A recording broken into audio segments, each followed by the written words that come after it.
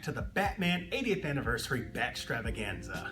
We are still in the 90s and we're about to review 1997's Batman and Robin. Batman and Robin was directed by Joel Schumacher, and it stars George Clooney, now the new Batman / Bruce Wayne, but returning is Chris O'Donnell as Robin, as well as some newcomers, Uma Thurman as Poison Ivy, Arnold Schwarzenegger as Mr. Freeze, and Alicia Silverstone as Batgirl. I'm going to give you the story in a nutshell, the things that I liked and the things that I didn't like, and you're going to be surprised about this one, guys. The movie starts off with Batman and Robin going to foil a heist planned by Mr. Freeze, the new villain in town, played by Arnold Schwarzenegger. He's out collecting diamonds that are supposed to power this machine, and he's going to hold Gotham for ransom until he gets enough money to fund his research and save his wife, who's dying with a, at this point, incurable disease. Meanwhile, at the same time, Dr. Pamela Isley is working in South America and she gets into an accident. And that accident causes her to gain powers of plant and poison. And she is now going by the moniker Poison Ivy. She also gains a bodyguard in Bane, but I'm not really trying to get into the specifics of that right now. Poison Ivy comes to Gotham to try to persuade Bruce Wayne into becoming more eco-friendly, but unfortunately her eco-friendly is also anti-human, and so he turns her down. She gets angry and decides she's going to have vengeance upon Gotham and recruits Mr. Freeze to help her out. Even though Mr. Freeze is trying to do this to save his wife, she's all about eliminating human life, and so after a bit there's a little bit of a clash and maybe somebody changes sides, but that's beside the point. You get the gist of the story. And yes, I omitted quite a bit from this because I want to talk about these things in a little bit of detail. I'm going to start off with the things that I didn't like first. Number one, and this is going to be a dual thing. Some of the characters are completely way horribly done. Batgirl, which is Barbara, but she's not the commissioner's daughter in this case. She is Alfred's niece, and her parents get into a car accident and Alfred's been helping her out. And then Bane. Both of these characters are done horribly. They are nowhere near true to their core character, and it would have been better off if they just completely omitted these characters altogether. They could have rewritten the script without these characters and it would have been a much better movie. The second thing that I disliked is something that I disliked in Batman Forever, and that's that the city doesn't feel real. There are giant statues in this city of places like surrounding highways, and there's a statue that's holding up an observatory. They look incredibly fake, and I'm thinking, what engineer would have okayed this? It looks horribly done. It looks like it's a nightmare for any kind of repairs, and it just doesn't look feasible. Another thing I didn't like were some of the costumes, and let me be specific.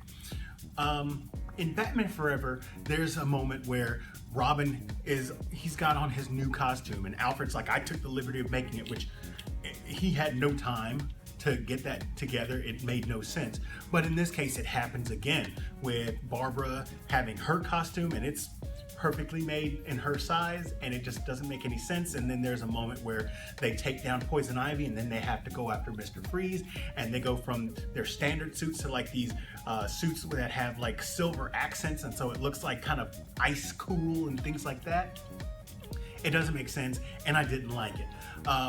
And it's the same thing with some of the vehicles. Yes, there are some new vehicles in this, but they're like, really? You had a thing that goes on ice this whole time? Where in the Batcave did you store that? Or did you make that so that you could sell action figures? I think they just did that so they could sell action figures. Something else about this movie, and I'm including in this section, but I'm not really going to exaggerate on it, were the fact that the villains once again seem to be slightly over the top, but I'm not gonna say that that's something I didn't like. And the reason being is that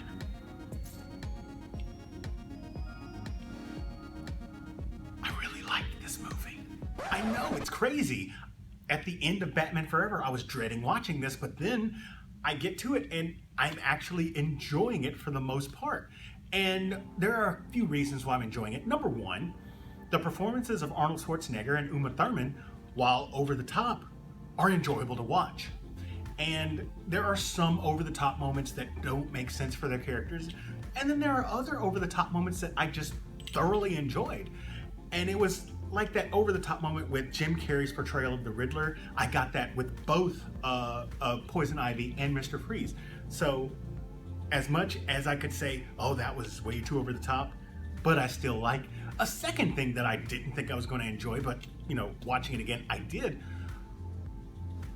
George Clooney is a pretty good Bruce Wayne.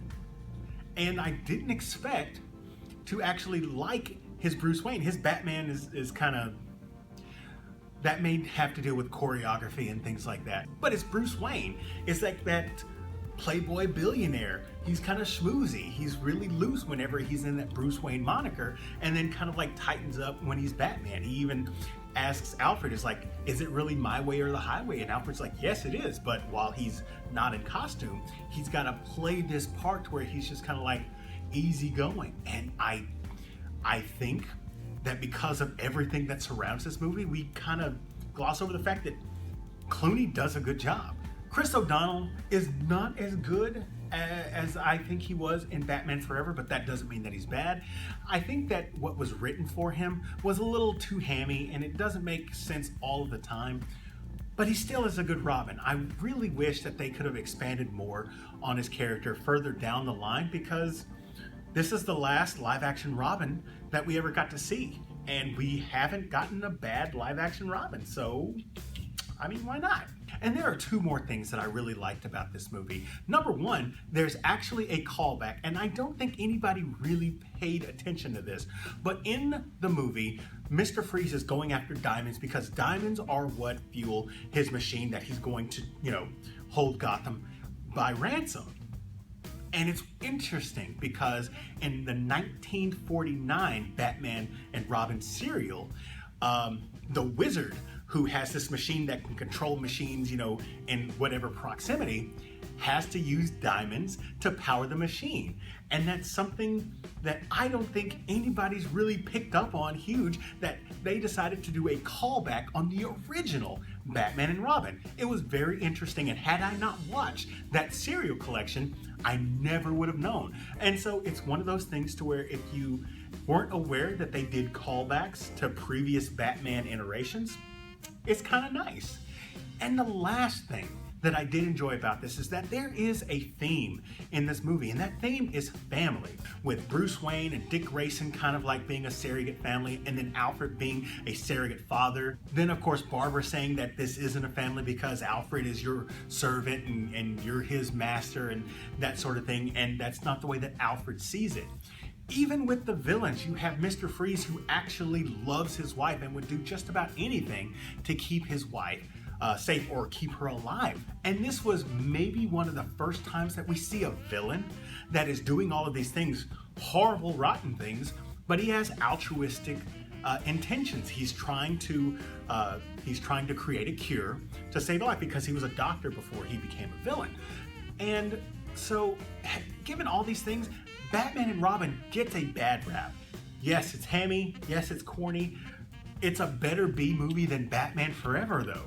And if you look at it as Batman on ice, then you're gonna actually have a good time watching this movie. It's entertaining. And even with some of the dodgy dialogue and things like that, Arnold Schwarzenegger's ice and freeze puns are outstanding. His delivery is on point. Maybe some of the story elements don't make sense. Maybe some of the characters are pretty horribly done. I am not saying that this is a good movie. I am saying this is a fun movie. I had more fun watching this movie than I did Batman Forever. So that's my oddly enjoyable review of Batman and Robin from 1997. Let me know what you guys think about that in the comment section down below. If you enjoyed this video, hit that like button, and if you're new here, subscribe to the channel. Share this with your friends, and as always, this is Cameron with CBM Reviews. We'll see you next time.